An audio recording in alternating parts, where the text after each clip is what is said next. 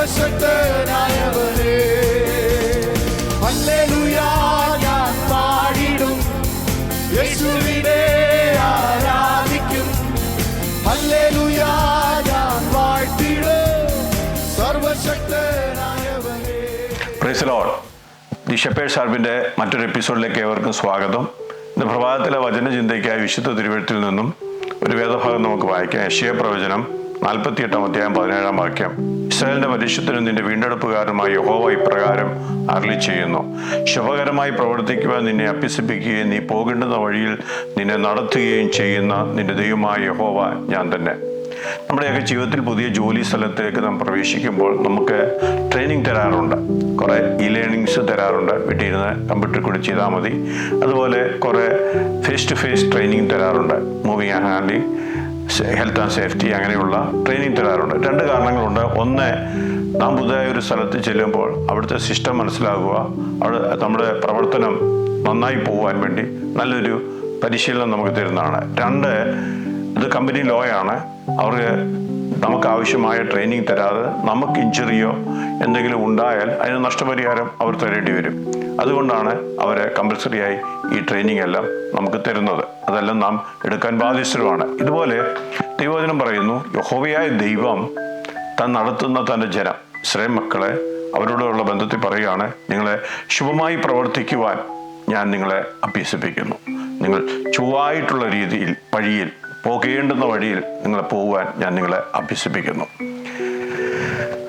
നമുക്ക് മോശയോട് ചോദിച്ചാൽ മോശ പറയും, 40 വർഷം കൊട്ടാരത്തിലെ സകല അഭ്യാസങ്ങളും പഠിച്ച വ്യക്തിയാണ്, സകല പരിശീലനവും ലഭിച്ച വ്യക്തിയാണ്. എന്നാൽ ഇസ്രായേൽ ജനത്തെ നടത്തുവാൻ അത് മതിയായതല്ലായിരുന്നു. ദൈവം ഒരു 40 വർഷം മോശയെ മരുഭൂമിയിലേക്ക് അയച്ചു.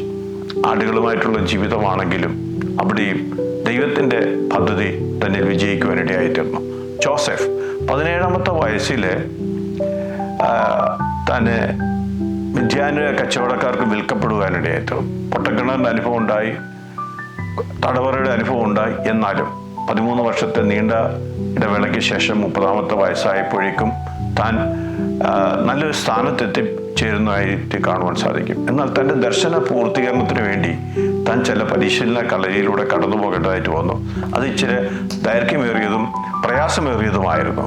അതുപോലെ നമ്മൾ ഇയ്യോബിനോട് ചോദിച്ചാൽ ഇയ്യോബിന് പറയാനുള്ള ഒരു ഭാഗം 13ാം അധ്യായത്തിൽ നമ്മൾ വായിക്കുന്നുണ്ട്. അതിൻ്റെ 24ാം വാക്യത്തിൽ വായിക്കുന്നു, why do you hide your face and consider me your enemy.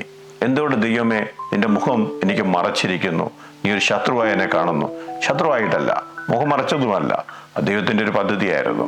അതിൽ വിജയിച്ച ഇയ്യോബ് പിന്നത്തേതിൽ അനുഗ്രഹപരമായി പരിണിതയായി തീർന്നു.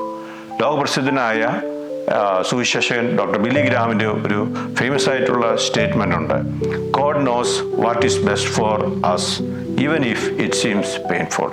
നമ്മുടെ ജീവിതത്തിൽ പെയിൻഫുള്ളായിട്ടുള്ള അനുഭവത്തിൽ കൂടെ കടന്നുപോയാലും what is best for us അതറിയുന്നത് ദൈവമാണ്, നമ്മെ അഭ്യസിപ്പിക്കുന്ന ദൈവമാണ്, നമ്മെ നടത്തുന്ന ദൈവമാണ്.